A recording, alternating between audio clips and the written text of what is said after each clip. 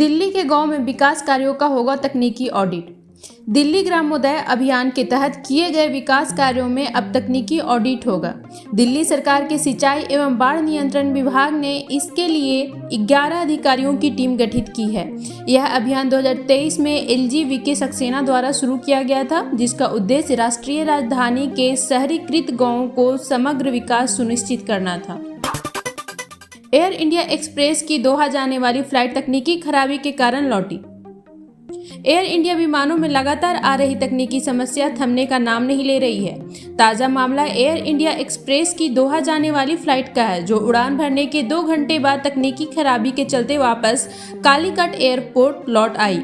Airline ने इस घटना पर आधिकारिक बयान जारी किया है। धनखड़ के अचानक इस्तीफे से राजनीतिक हलचल। राष्ट्रपति भवन में बिना पूर्व कार्यक्रम पहुंचे। उपराष्ट्रपति जयदीप धनखड़ के अचानक इस्तीफे ने राजनीतिक गलियारों में हलचल मचा दी है। सोमवार रात 9 बजे वह बिना किसी तय कार्यक्रम के राष्ट्रपति भवन पहुंचे और इस्तीफा सौंप दिया। आमतौर पर राष्ट्रपति भवन में सभी मुलाकातों को शेड्यूल पहले से तय होता है, लेकिन उनके इस तरह अचानक पहुंचने से स्टाफ को भी अंदेशा हो गया था कि कुछ बड़ा होने वाला है।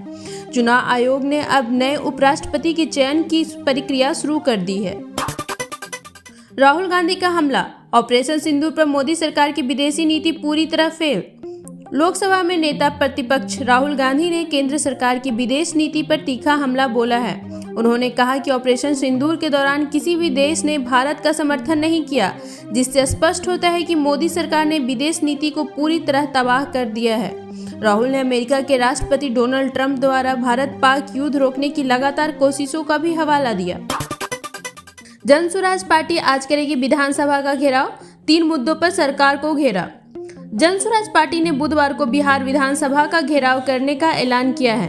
पार्टी की ओर से जारी बयान में कहा गया है कि सरकार की घोषणाओं के बावजूद गरीब परिवार को 2 लाख रोजगार सहायता नहीं मिली है।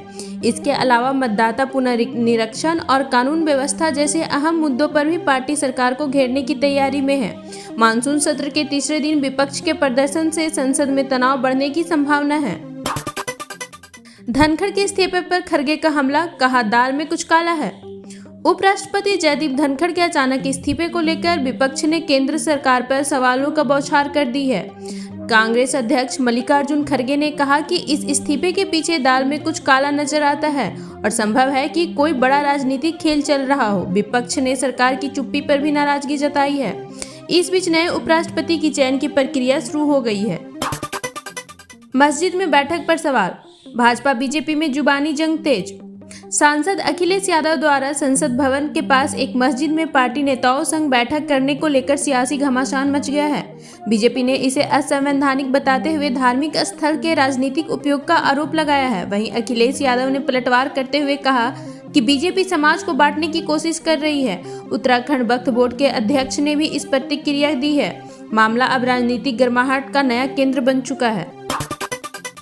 बिहार विधानसभा में हंगामा। तेजस्वी बोले विपक्ष नहीं बोलेगा तो कौन बोलेगा। बिहार विधानसभा के मानसून सत्र के दौरान बुधवार को जोरदार हंगामा देखने को मिला। कार्यवाही स्थगित होने के बाद नेता प्रतिपक्ष तेजस्वी यादव ने डिप्टी सीएम पर अमर्यादित टिप्पणी का आरोप लगाया। उन्होंने कहा कि हम अनुमति से बोले, फिर भी डिप्टी सीएम कहते हैं यही बोलेगा, कितना बोलेगा।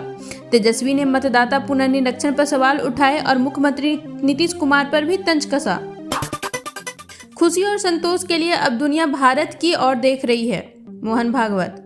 संघ प्रमुख मोहन भागवत ने मंगलवार को कहा कि विज्ञान और आर्थिक प्रगति के विलासिता तो बढ़ाई, लेकिन दुखों का अंत नहीं किया। उन्होंने कहा कि अब पूरी दुनिया खुशी और संतोष के लिए भारत की ओर देख रही है। भौतिकवाद के कारण उत्पन्न समस्याओं का समाधान भारतीय संस्कृति में है। उन्होंने भारतीयता को आत्मसता करने का आह्वान किया और कहा कि पश्चिमी विचार जीवन में संतोष लाने में विफल रहे हैं। धनखड़ के इस्तीफे के बाद कौन बनेगा अगला उपराष्ट्रपति। जयदीप धनखड़ के उपराष्ट्रपति पद से इस्तीफे के बाद नया चेहरा कौन होगा, इस पर सस्पेंस बना हुआ है।